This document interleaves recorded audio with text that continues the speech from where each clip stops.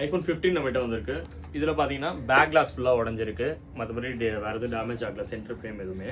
So back class மட்டும் மாற்றலாம். இதில் ஒயர்லெஸோட தான் பேக் டோர் வரும், லேசர்லாம் வைக்கணும் அவசியம் கிடையாது. அதனால் ரேட் கம்மியாகவே நாங்கள் இதை பண்ணி கொடுத்துட்ருக்கோம். இது வந்து 2500 தான் வருது. வாங்க இதை ரெடி பண்ணலாம்.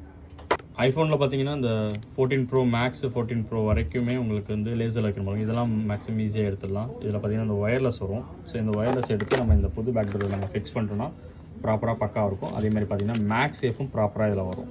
ஸோ உங்களுக்கு எல்லாமே ப்ராப்பராக ஒர்க் ஆகும். உங்களுக்கு இந்த மாதிரி பேக் கிளாஸ் மாற்றணும்னா ரேட் கம்மியாகும்னா இங்கே கடைக்கு வாங்க, பக்காவாக பண்ணி தருவோம்.